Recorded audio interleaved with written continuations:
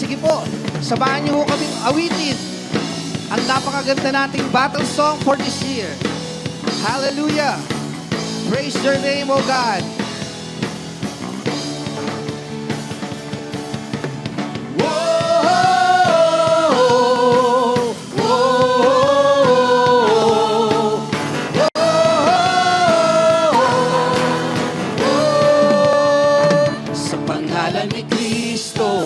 Tayo'y tinatawag upang magbantay, manalangin, mag-alap sa bawat sulok ng mundo. Ipapahayag kapangyarihan niya'y walang makapapantay. Sa pangalan ni Kristo tayo'y tinatawag upang magbantay, manalangin, mag-alap. Oh, sa bawat sulok ng mundo, ipapahayag kapangyarihan niya'y walang makapapantay. Digma ay magaganap, tayo ay magbantay. Huwag kang titigil, manalangin, walang humpay. Ito ang ating gagawin sa araw-araw ng ating buhay. Digma ay magaganap, tayo ay magbantay. Huwag kang titigil, manalangin, walang humpay. Ito ang ating gagawin sa araw-araw ng ating buhay. Kay Kristo Jesus, ika'y magtatagumpay.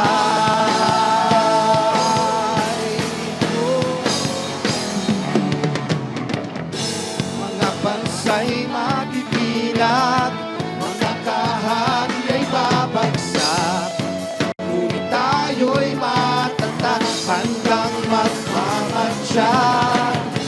Lahat tayo'y magpupuri, tayo'y magpupuri, magliliyaban, magdidinig.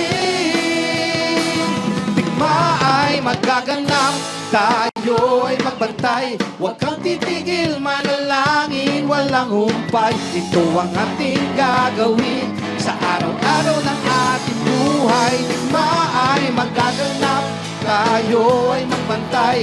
Huwag kang titigil, manalangin, walang humpay. Ito ang ating gagawin sa araw-araw ng ating buhay.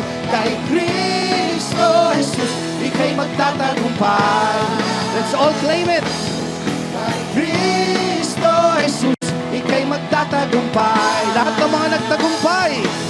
Kay Kristo Jesus, ika'y magtatagumpay.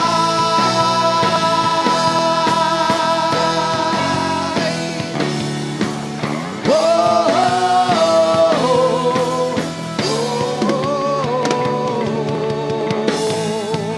Hallelujah! Sabay-sabay po natin isigaw ang ating battle cry sa wikang English. Ready, go!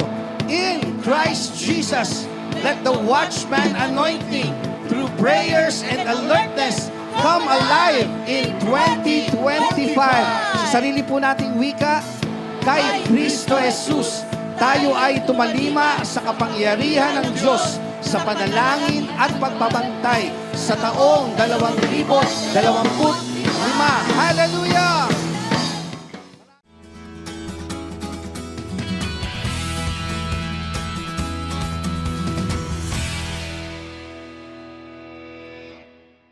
Patuloy po namin kayong binabati ng isang masaganang bagong taon. Taon ng kalusugan, mabuting kalusugan sa ating mga pamilya at sa inyong pamilya. Sa araw na ito ay kung nais nating manatiling malusog ang ating buhay, ay bigyan pansin natin ang priority ng prayer o panalangin. So, yan po ang sinasabi sa atin ng salita ng Diyos, ng Bible, at ganun din po ng Holy Spirit na sa atin ngayon ay presensya niya po ay naririto sa lupa ngayon. Ayon po sa mga pag-aaral ng siyensya, ang mga taong may spiritual connection, madasalin, at may community na kinabibilangan ng ay matitibay ang pangangatawan laban sa sakit. So kung part sila ng community like a church, di ba? Sila ay mas matitibay laban sa sakit. Kesa yung naka-isolate sila, minsan pag tumatanda na, wala nang mga kaibigan, di ba? Pag ganon, pwede po kayong magpunta sa church, maging part kayo ng community. Nais nating batiin ang mga masusugid na taga-subaybay natin dito sa ating programang Thursday Celebration. Kamusta po ang mga global families? Metro Manila South Region, Metro Manila North Region, Central Church, Regions 1, 2, 3, 4, 5, 6, and 12. Salamat po sa pagsama ninyo sa amin sa araw na ito. Binabati rin namin ang regions sa Iloilo, okay? Especially ang ating mga first-time viewers. Welcome po sa bawat isa sa inyo. We pray na matapos po ninyo ang programa para lalo kayong mabless ng Panginoon. Thank you po. So ngayon po, lumapit tayo sa Diyos na sa panalangin, na may panalangin sa ating puso. Ama, sa pangalan ni Jesus, pinupuri at sinasamba ka namin. Niluwalhati namin ang iyong pangalan. Ikaw ang aming maglilikha at Ama. Salamat po sa iyong katapatan. Patawarin mo po kami sa araw na ito na kami ay sumasamba sa mga rebulto na gawa ng tao. Nagpuprosesyon po kami. Hinahalikan namin. Pinupunasan namin, Lord. Lord, ito yung mga kinikilala naming Diyos, Lord, at doon kami umaasa sa mga Diyos-Diyosan na gawa ng tao. Doon kami nananalangin, Lord, patawarin mo kami, Panginoon, pagkat sinabi mo sa iyong salita na ang pagsamba sa mga rebulto ay isang karumal-dumal na gawain sa iyong harapan. At ang mga ito ay nagdadala ng sumpa sa isang bayan. Have mercy, Lord. Mahabag po kayo sa amin, Panginoon. Nais naming magpasalamat, Lord, na kahit ganito kami at mangmang sa mga nais mo, ay nadarama pa rin namin ang iyong habag. Kahabagan mo ang aming mga kabataan na sila ay mamulat sa katotohanan ng salita ng Diyos ng Biblia. Nais naming magdeklara na ang Pilipinas ay sa iyo. Ang iyong gospel ay lalaganap sa buong kapuluan ng Pilipinas, Luzon, Visayas at Mindanao. Tulungan ninyo kami, O Panginoon. Salamat po. Sa pangalan ni Jesus, Amen. Praise God. Thank you, Lord. Hallelujah. So sa mga panahong kagaya ngayon ay dapat nagsasanay tayo sa ating panalangin o prayer life, no? So maganda po yung everyday ay nakakapanalangin tayo. At alam nyo, yung panalangin, hindi mo naman kailangan i-memorize yan, di ba? Hindi mo na kailangan basahin pa yan. From your heart, tayo po ay nananalangin sa Diyos. Siya ay pupurihin natin. Tayo po hingi ng tawad sa lahat ng mga kasalanan natin. Tapos po tayo nagpapasalamat sa Panginoon at tayo po ay nilalapit na natin ang mga kahilingan natin sa Kanya. Okay? Kung i-rate mo ang prayer life mo from the scale of 1 to 10, i-rate mo natin or bigyan natin ng grado yung prayer life natin. No? From the scale of 1 to 10, anong rate mo? Okay? Ano ka? Number 1, pinakamahina. Yun. 10, pinakamalakas. So, saan mo lalagay ang sarili mo dyan? Isipin natin. Consistent ba tayo sa prayers natin? O tuwing bagong taon lang, di ba? Nagnanais ka bang manalangin yung attention mo at dedikasyon mo ay sa prayers? Kamusta naman po, di ba? Bawa gusto nating manalangin, no? Kamusta po yung dedikasyon natin sa prayers natin? Paminsan-minsan lang ba? Or sinisikap natin na kumonek sa Panginoon araw-araw? Well, kung follower ka ni Jesus, o mamaya, ikaw ay maaring maging follower ni Jesus. Sa pamagitan rin ng panalangin, dapat po ay ma-evaluate natin ang mga bagay na to upang umunlad ang prayer life natin. So, sa taong ito, kung meron po tayong masidhing kailangang gawin, ay maging maalab ang ating buhay panalangin. Tama po ba? Thank you, Lord. Maging tapat po tayong masidhing kailangan sa ating sarili kung need natin ang mag-improve o mag-umpisa, ay gawin po. No? Halimbawa, dati na kayo nananalangin, pasidiin nyo po yung panalangin nyo. Kung ngayon lang kayo mag-uumpisang manalangin, ngayon lang kayo na-challenge na araw-araw pala, mananalangin ako, gawin na po natin yan. Wag na natin ipagpabukas pa.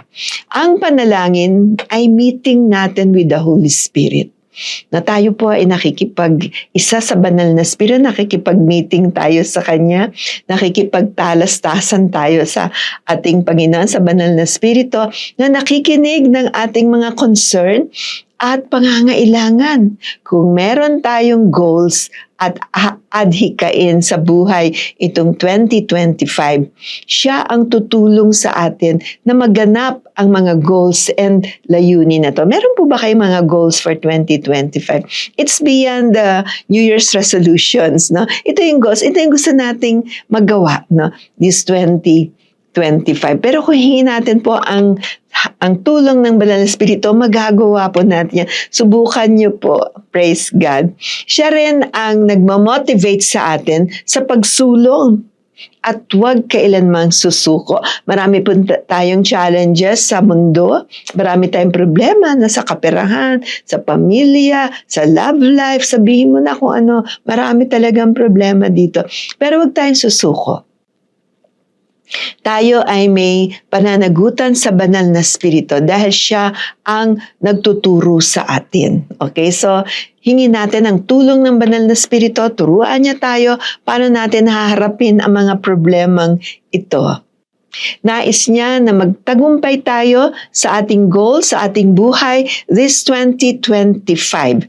Ang Panginoon Kristo at kasama ang Banal na Espiritu ay siyang tunay na nangangalinga at nagtuturo sa ating panalangin. Thank you, Lord. Pinakikinggan nila ang mga salita at tinutulungan tayo na makuha at magampanan natin ang nais nilang mangyari sa ating mga layunin sa taong ito. So 2025 is a good year. Lalong-lalo na pag kapartner natin ang Banal na Espiritu, ang Panginoong Jesucristo. So sa tama kayong lugar, nasa tama kayong istasyon dito po sa ating internet, di ba? Kayo ay naririto dahil kinakausap kayo ng Panginoon. Kayo po ay narito dahil nakikinig kayo ng salita ng Diyos. At ang Panginoon Kristo sa pamamagitan ng Holy Spirit ay pinaparating sa atin ang mga plano niya para sa ating buhay. Alam niya ang mga goals natin, kasama na ang mga struggles. Alam niya may mga struggles din tayo. Wala naman tao na walang struggles o walang problema sa buhay.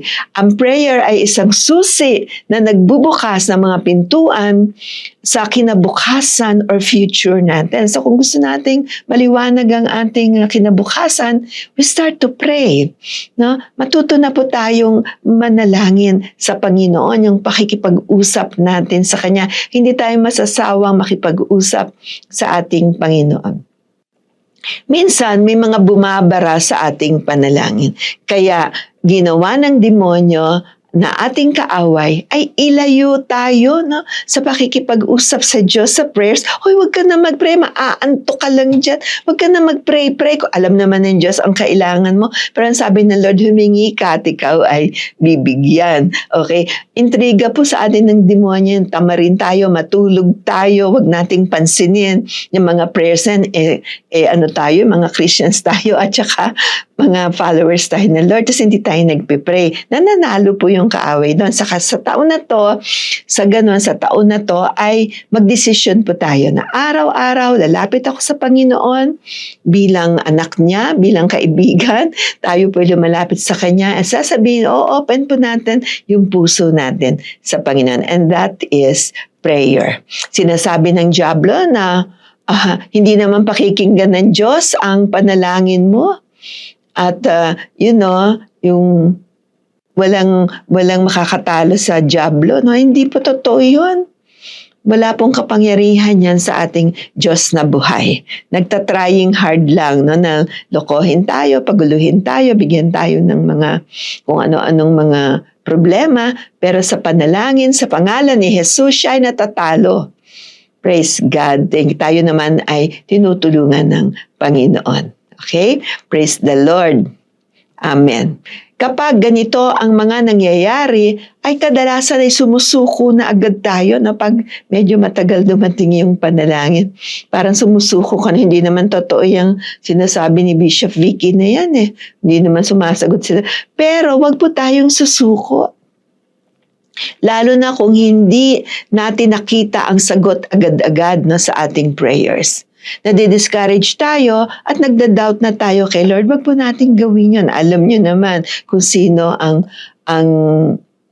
nag-i-instigate sa atin yan. Tama po ba? Sa unang 1, 5:14 to 15. Okay, isinulat po dito ni Juan, ni Apostol Juan. At may kapanatagan tayo sa paglapit natin sa Diyos dahil naniniwala tayong ibibigay niya sa atin ang anumang hingin natin na ayon sa kanyang kalooban. At kung alam nating nakikinig sa atin ang Diyos, alam nating tinatanggap na natin ang hinihiling natin sa Kanya. Unang 1, chapter 5, verses 14 to 15. Praise God. No? Sa English po, and we are confident that He hears us whenever we ask anything that pleases Him. And since we know that He hears us when we make our requests, we also know that He will give us what we ask for. Di ba napakabuti po ng Diyos? Napakamagandang pangako po yan ng Diyos. No? Kung tayo ay may pananampalataya, ay maaasahan natin ang mga bilin ng Diyos sa ating buhay. No? Kung anong sinasabi niya, gagawin niya po yan. Makakaasa tayo na pagkakalooban tayo ng kalakasan para sa ating paglakad bilang mga anak ng Diyos. Kung alam nating pinakikinggan tayo ng Panginoon sa ating mga panalangin at ay lalo tayong ma-motivate at maging maalab sa ating mga panalangin. Parang hindi kompleto yung buhay mo pag araw mo, pag hindi ka nakapanalangin. Dadating po tayo sa punto. Sa una, medyo mahirap ka, may struggle ka. Kasi yung flesh mo, yung laman, ayaw naman manalangin yan. Gusto niya, sige-sige lang, di ba? Narito po ang 3 paraan upang maayos natin ang ating prayer life. Okay? Praise God. Una, mag-set ka ng oras na hindi ka na-istorbo sa iyong panalangin at huwag pa bago-bago yung oras mo. Halimbawa, sa umaga ka na nanalangin, then i-set mo yung oras na yon para makapanalangin ka. Hindi naman kailangan mahabang-mahaba yung panalangin. Importante nakaka-connect tayo sa Panginoon. Pwede ka mag-alarm clock. Pag alarm clock, alam mo, prayer time mo na yon, di ba? Praise God. So, hingin sa Panginoon ang tulong at hanapin mo yung mga susunod na hakbang sa mga sumusunod sa Kanya. Di ba? So, hingin natin sa Kanya yung tulong. Lord, ano yung next step ko dito? Number 2 yun. Mingi tayo ng tulong sa Panginoon. Pagkatapos po, pakinggan mo ang mga sagot sa mga hiniling mo sa panalangin. Kadalasan ay nag-give up ka agad. Patuloy mo siyang hanapin hanggang makita mo ang resulta. Amen. So, importante po, meron tayong time, humihingi po tayo, huwag kayong mahiyang humingi sa Lord kasi tatay natin yon. Tapos, hintayin natin yung sagot.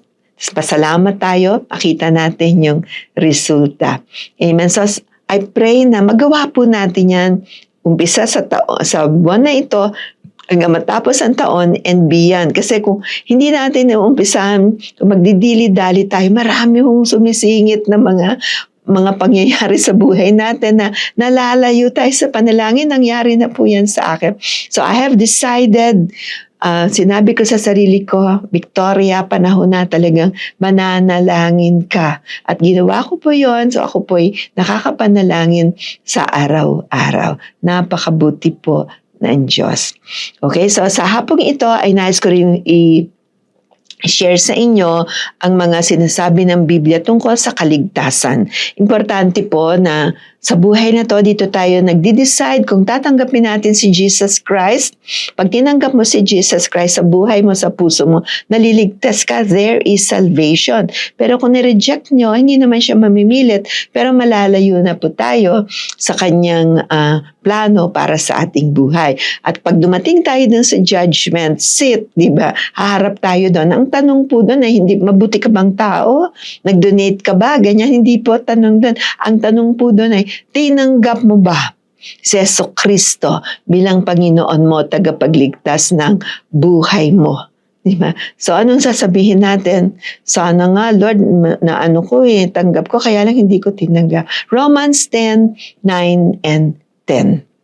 That if you confess with your mouth the Lord Jesus and believe in your heart that God has raised him from the dead, you will be saved.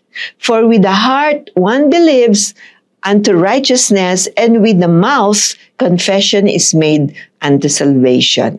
Romans 10:9 and 10. Sa ating sariling wika, iba sinabi po doon na sapagkat kung ipapahayag ng iyong bibig si Jesus na Panginoon at sasampalataya ka sa iyong puso na binuhay siyang magmuli ng Diyos sa mga patay, ay ano daw? Maliligtas ka. Ibig sabihin, hindi ka na pupunta doon sa apoy-apoy sa impyerno, kundi ikaw ngayon ay may visa na papuntang langit. Kung anong mangyari sa atin, mamatay tayo, diba? Yung espiritu natin will go back to our own home, ang tahanan natin sa langit. So dito, maraming kaguluhan, doon po ay tapos na ang lahat. At sinabi ng Panginoon, meron tayong buhay na walang hanggan. So umpisa pa dito sa earth, nung tinanggap mo si Lord Jesus sa puso mo, meron ka ng buhay na walang hanggang pagpapatuloy na po natin yun sa kalangitan. So congratulations po sa lahat ng mga tumanggap kay Lord. Nag-pray kayo, sumunod kayo sa prayer na yan. At kung sakasakaling wala pa kayong Bible, padadala namin kayo ng New Testament Bible para mabasa ninyo ano ba yung nangyari sa akin, ano ba ang nilalahad ng Diyos ng pag-ibig niya sa akin. We will send you a Bible. I-text nyo lang yung address ninyo sa ating chat box para mapadala po namin sa inyo ang Bible. I-mail po namin yan. O kung gusto nyo, i-pick up nyo dito sa JCSGO, dito po sa Jesus Christ Saves Global Outreach. Ito po isang Covenant Church. So, ang address mo natin is 156 15th Avenue, Cubao, Quezon City. Bibigyan po namin kayo ng Bible para mapagbulay-bulayan po ninyo. Again, congratulations. At ngayon naman po ay tutuloy na tayo sa ating prayer for healing. Tayo po'y nananalangin para sa mga kagalingan ng mga nanonood sa atin at ng mga kamag-anak mo. Ito po'y base din sa salita ng Diyos. Hindi po ako healer. Ang Panginoong Hesukristo po ang healer. Wala po akong kapangyarihan, pero ang Panginoon may kapangyarihan siya at may kapangyarihan ang kanyang mga salita. Kung ito po'y pananiniwalaan natin, sasampalataya tayo sa Panginoon din, we can be healed. Amen. Luke chapter 4 verse 18. The Spirit of the Lord is upon me because He has anointed me to proclaim good news to the poor. He has sent me to proclaim liberty to the captives and recovering of sight to the blind, to set at liberty those who are oppressed. Sa Tagalog po, sumasa akin ang sabi ni Jesus Christ. Sumasa akin ang Espiritu ng Panginoon. Dahil pinili niya ako upang ipangaral sa mga dukha ang magandang balita. Isinugo niya ako upang ipahayag sa mga bihag na malayan na sila at sa mga bulag na makakita na sila. Sinugo rin niya ako upang palayain ang mga inaapi. Lucas chapter 4 verse 18. Kasama po dyan ang kagalingan po natin. So kung sakasakaling nandiyan kayo, may sakit kayo, kami po ay mag-agree ngayon sa panalangin para po sa inyong kagalingan. Amen. Praise God. Sige po, Tayo po'y lumapit sa Panginoon at tayo po'y mananalangin. Ama, sa pangalan ni Jesus, nakikita mo, Panginoon, ang mga taong ito, Lord, na humihingi ng kagalingan sa iyo. Lord, ikaw po ang aming dakilang manggagamot.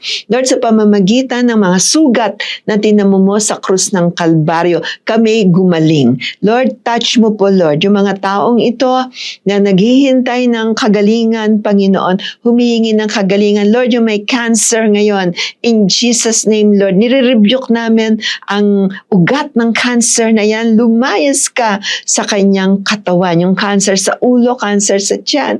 Ibang cancer sa pangalan ni Jesus, in Jesus' name. Lord, yung may mga sakit po sa atay, sa liver, in Jesus' name. Lord, we speak blessings, Panginoon, sa kanyang liver, Lord. Lord, na matanto, Panginoon, ang gamot, Panginoon, para sa liver na yan. Heal, O Diyos, in the name of Jesus. At Lord, yung maraming may sipon, may ubo, Lord, sa pangalan ni Jesus, Lord, we come against these viruses, Lord, ng sipon at ubo. Lumayas kayo sa mga taong nakikinig ngayon, in the name of Jesus.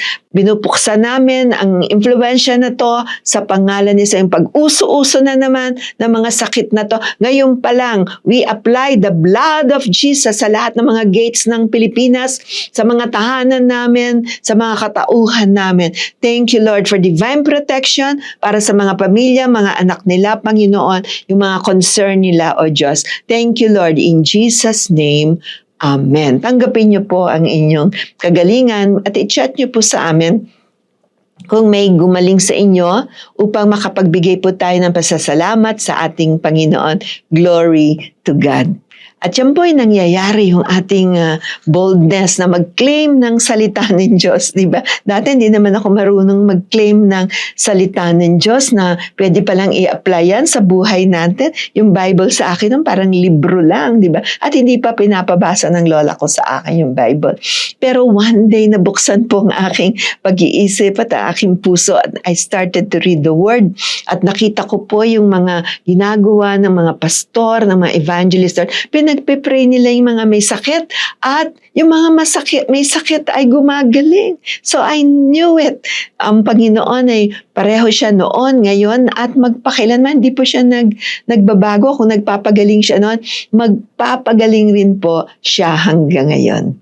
At kasama po niyan, kaya po tayo nagiging bold in the Lord Jesus Christ, kaya tumatamang yung puso natin, na lumaban sa kadiliman, kaya tayo nagkakaroon ng lakas ng loob na humawak sa salita ng Diyos. Yan po ay dahil sa overflow ng Holy Spirit sa buhay natin, o tinatawag nilang baptism of the Holy Spirit. Nung tinanggap po natin ang Panginoon, kasama na po ang banal na Spirito doon. Ang banal na Spirito ang humanap sa atin. Dinala niya tayo kay Jesus at nung may nag-witness po sa atin, makarinig tayo ng salita ng Diyos, tinanggap natin ang Panginoon Kristo kagaya ng prayer natin. Kanina tinanggap natin at ang Holy Spirit ay nananahan na sa ating katawan. We are called the tabernacles of the Holy Spirit. Kaya po ang ating pong hinihiling ngayon, yung overflow ng Holy Spirit, yung baptism of the Holy Spirit sa ating mga buhay. Ibig sabihin,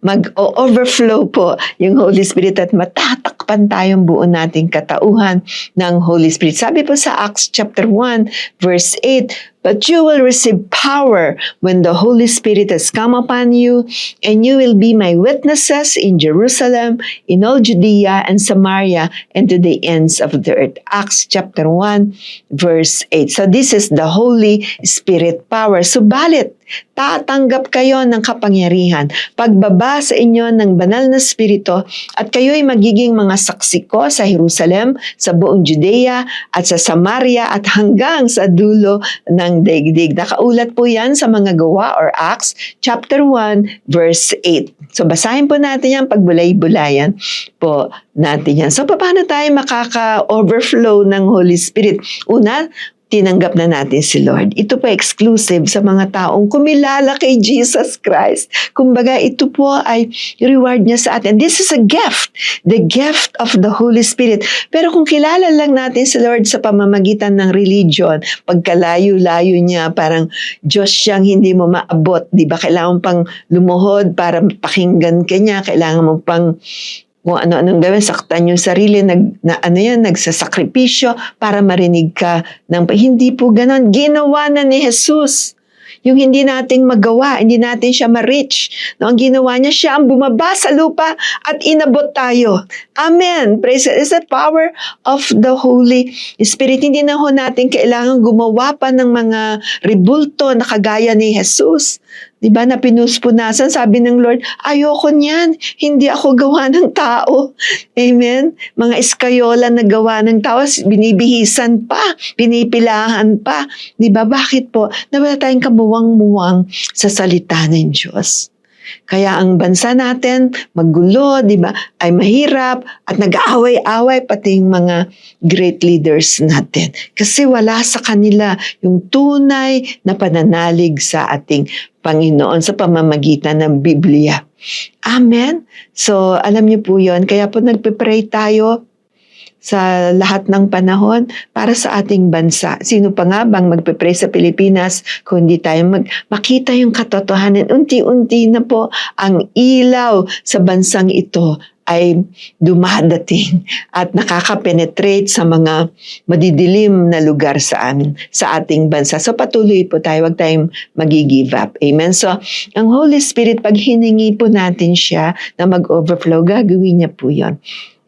At i-desire po natin yung overflow of the Holy Spirit at isurrender pa po natin kung may mga nakasiksik pang mga sama ng loob or bitterness o mga pag-iisip natin na akin. Di ba yung masama nating pag-iisip, piniisipan natin na masaya kapwa natin na inggit tayo or nagiging gahaman tayo, di ba? So, ayaw po ng Panginoon yan. Ito po ay matatanggal sa atin kasi ugali po ng kaawayan. Makikita niyo po yung ugali ng kadiliman tsaka ugali ng liwanag. No? Thank you, Lord. So, ang Holy Spirit po, pag tayo po ay humingi sa Kanya, ibibigay niya po yan. Okay, so ngayon po ay hihilingin natin ang baptism of the Holy Spirit. It's the power, kapangyarihan para mapagtagumpayan natin ang mundo. At meron rin siyang binibigay na prayer language. No? Pag tayo po ay nag-overflow ang banal na Spirit, may prayer language pa. Ang prayer language na to ay gift of tongues. Ito po ay gift din sa atin para nakakapag-pray tayo sa iba't ibang wika. Nasa Bible po yan. Pray tayo sa iba't ibang wika at ang prayer na yan, hindi naiintindihan ni Satanas. Diba? Good yun, diba? Hindi naiintindihan ng demonyo kasi pag nagtagalog tayo, nag-English or nag-French, ay nai-interpret nila yon. Pero when you pray in tongues, hindi pa nila maintindihan. Kaya yung prayer mo, dire-diretso, dinadala ng Holy Spirit sa trono ng Diyos, tapos binabalik niya yon. Kadalasan, it's an answered prayer. Minsan maghihintay ka pa, pero kadalasan kasi minsan di ka pa ready tumanggap ng answer mo. Kaya binabalik po ng Panginoon, Holy Spirit, para ma-answer yung prayers natin. Okay, so meron tayong speaking in tongues. Yung speaking in tongues, mamaya po pag nag-pray tayo, minsan may maglalagay ang Panginoon ng mga syllables sa ating pag-iisip, sa ating puso. Yung mga syllables na yon, ilabas lang po natin. Halimbawa, binigay ka ng la, la, la. Ituloy-tuloy mo lang yung la, la, la, or ma, ma, ma, or da, da, da. Para ka bang mga toddlers na nag-uumpisang magsalita. Wala pa silang straight language, mga maliliit na syllabus na dinidikit-dikit nila. Alam niyo ito pong language na to, pwedeng French, pwedeng Chinese, or pwedeng mga tribal languages. Ang dami pong tribal lang, pwedeng Jewish, yung ating language na bibigay sa atin. Iyo yung language, yung prayer language. Gamitin mo yon tuwing kailangan mo. Minsan pag nalulungkot ka, naguguluhan ka, mag-pray in tongues ka. Gift po yun ng Holy Spirit. So, paano natin tatanggapin? Una, magpipray po tayo. So, surrender natin yung mga sama ng loob, magpapatawad po tayo at hihingiin natin ang baptism of the Holy Spirit. So wala pong diferensya kung tayo na sa internet. Nothing is impossible with God. If you sincerely ask Him, He will give it to you. Yung parang, Lord, gusto ko na magkaroon ng prayer language kasi parati ako minsan nasasadlak sa hindi magandang sitwasyon. Hindi ko alam kung anong gagawin ko. Minsan wala na akong pera, Lord. Ano bang gagawin ko? Magulo yung asawa ko. Ano bang gagawin ko, Lord? Hallelujah. So, pwede po tayong humingi sa Kanya. Okay? So, ngayon po ay lalapit tayo sa Panginoon, surrender natin lahat, and then I will minister the baptism of the Holy Spirit. Taas mo natin ang ating kamay at sumunod kayo sa pananasal niya. Ama, sa pangalan ni Jesus, ako po'y lumalapit sa iyo. Humihingi po ako ng kapatawaran sa lahat ng aking mga kasalanan. At Lord, patawarin mo rin ako, Panginoon. Lord, sa lahat ng mga kasalanan ko. Patawarin niyo po ako kung ako'y nagkimkim ng bitterness, Lord, ng kapaitan sa aking buhay na ako marunong magpatawad sa aking kapwa, sa aking mga magulang, sa aking asawa, Lord, sa aking mga anak. Hindi ko sila mapatawad, mga kaibigan ko, Panginoon. Patawarin mo ako, Lord. Hayaan mo, Lord, sino-surrender ko na lahat ang aking kabigatan, ang mga sama ng loob ko, yung mga taong nakasakit sa akin. Thank you, Lord. Sino-surrender ko po na lahat yan. Salamat, Lord. Dinisin niyo po ang aking puso, Panginoon. Nais ko pong makatanggap ng kapangyarihan ng banal na Espiritu, ang overflow ng Holy Spirit sa buhay ko. Thank you, Lord. Sige po, tayo po ay at tumutok sa Panginoon, pasalamat po tayo sa Kanya. Father, in Jesus' name, I minister, Lord, the overflow of the Holy Spirit, the baptism of the Holy Spirit, Lord, sa bawat isang nagnanais nito, sa pangalan ni Jesus. In Jesus' name, salamat po, Panginoon. That is a gift, Lord. Ito po ay gift mo sa amin, freely given, O God. Salamat po, O Diyos. Lord, touch them, Lord, na lumakas sila, Panginoon, maging matapang sila sa pagharap sa mundo sa pamamagitan ng banal na Spirit. Thank you, Lord, as they receive, Lord, the gift of tongues in Jesus' name. Kung may syllables po, ilabas nyo po. La, la, la, la, la. Lakasan nyo po. Da, da, da, da. Kahit ano pong ilagay ng Lord dyan. La, la, la. Sige po, tuloy-tuloy nyo hanggang magiging kompleto po ang prayer language ninyo. And then you will feel the difference, di ba? Ang boldness mo, di ba? Even sa mga temptation, nakakasangga ka na. Hindi dati pag may temptation, halika dito, papunta ka agad doon. No? Pero ngayon po, meron tayong power of the Holy Spirit. Malakas po tayo. Sasanggan natin lahat yung mga plano ng kaaway para sa ating buhay. Pasalamat po tayo sa Panginoon. Kung mga nakatanggap, pasalamat po kayo sa ating Panginoon. Thank you, Lord. Hallelujah. So, ang next natin po ay ang ating generous giving. Kasi po, ito po ang susi ng ating pag-unlad. Diba? Ang susi ng ating promotions, ang susi ng ating pagsagana sa ating buhay. So, maraming tao kasi hindi nila naintindihan ang tithes and offering, kaya medyo takot silang magbigay. Pero sabi po ng Biblia sa Proverbs 11:25, generous persons will prosper. Those who refresh others will themselves be refreshed. Ang taong mapagbigay ay magtatagumpay sa buhay. Ang taong tumutulong ay tiyak na tutulungan. Kawikaan 11:25. May mga kaibigan nga po ako makakilala na nagsasabing, alam mo, masipag naman ako tatrabaho naman ako, pero parating kulang, no? At the end of 15 days, kulang na yung pera ko. Sabi, paano pa ako makaka-tithes? Ang sabi ko nga sa kanila, unahin yung tithes, di ba? I-honor mo ang Panginoon sa tithing mo. Subukan mo. Tingnan mo, mag-expand yung iyong mga resources at bibigyan ka pa ng favor ng kung talagang sincero kang nagbibigay. At ang giving po, walang sapilitan.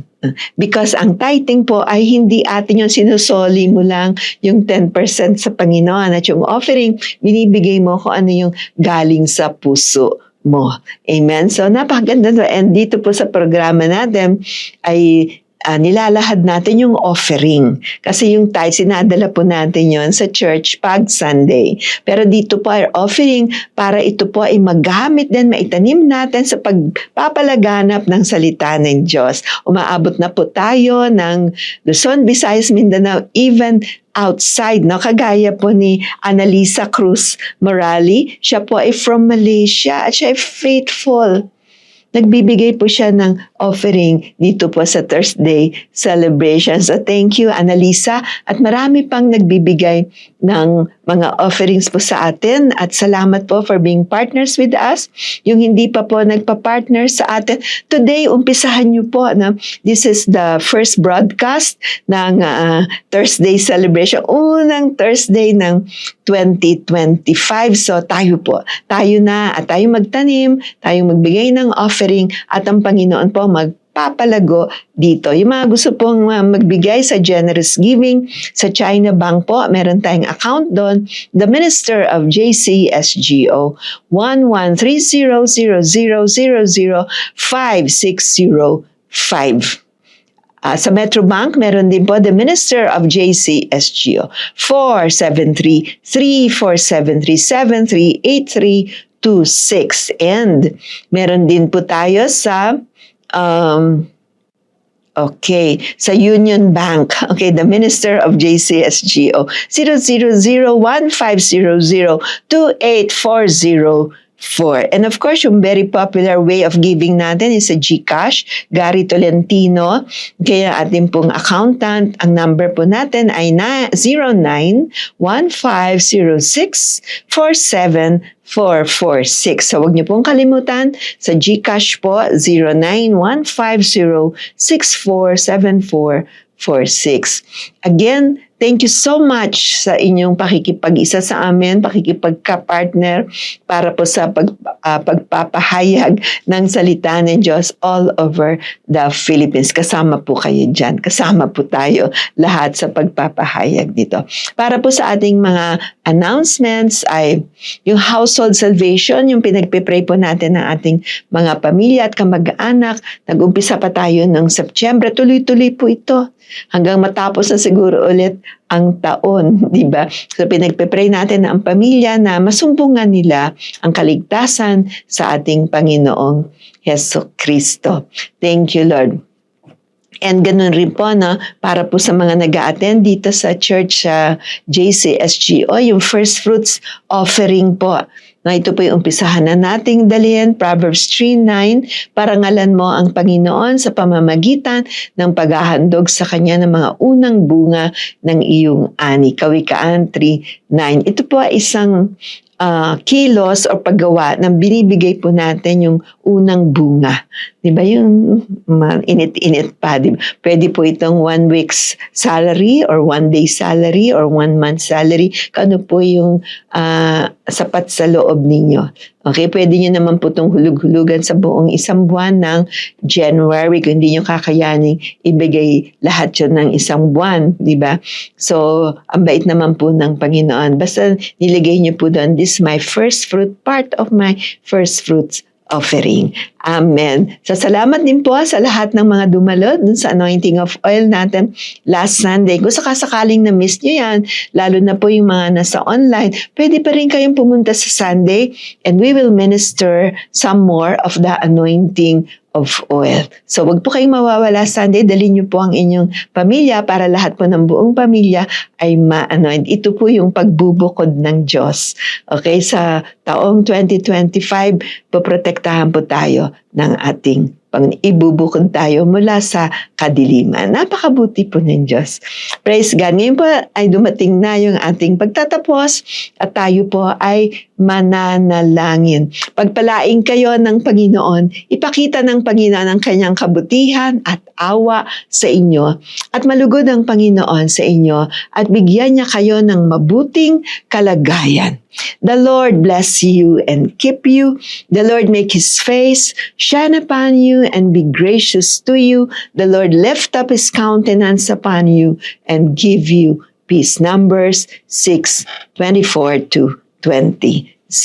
Salamat po, Panginoon, sa araw na ito. Salamat, Lord, sa pabor na binubuhos mo sa amin, Lord, at kalinga mo sa bawat isa sa amin. Tinatas pa namin sa iyo ang biyahe ni Kevin at ni Faith papuntang Boracay bukas, Lord. Bless them, O God, Lord. Thank you, Lord, for traveling mercies sa kanila. Let your angels encamp around their plane, Lord. In Jesus' name, Amen. Amen. God bless you. See you next Thursday. Bye-bye.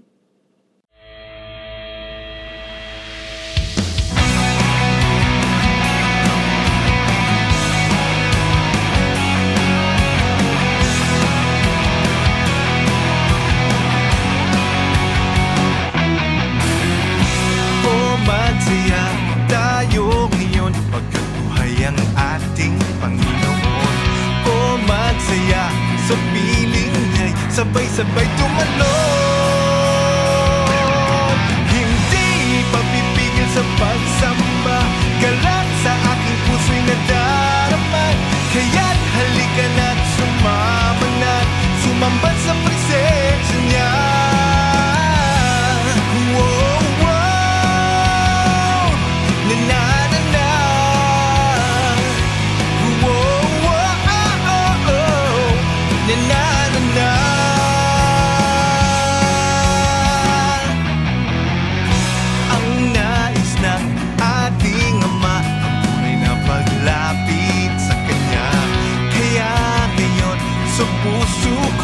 Jesus, wala nang iba. Hindi papipigil sa pagsamba, galak sa ating puso'y nadarama. Kaya't halika na't sumama na, sumamba sa presensya niya. Hindi papipigil sa pagsamba, galak sa aking puso'y nadarama. Kaya't halika na't sumama na, sumamba sa presensya niya.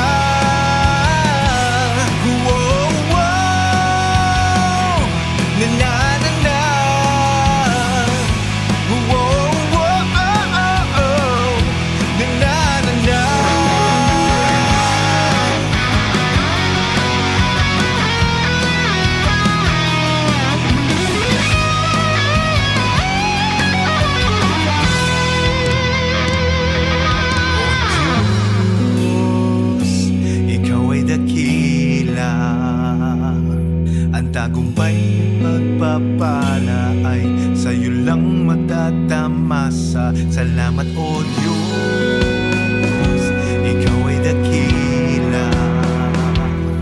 Ang tagumpay at pagpapala ay sa'yo lang matatamasa. O Diyos, ikaw ay dakila. Ang tagumpay at pagpapala ay sa'yo lang matatamasa. Salamat, O Diyos, ikaw ay dakila. Ang tagumpay at pagpapala ay sa'yo lang matatamasa. Hindi papipigil sa pagsamba, galak sa aking puso'y nadarama. Kaya't halika na't sumama na, sumamba sa presensya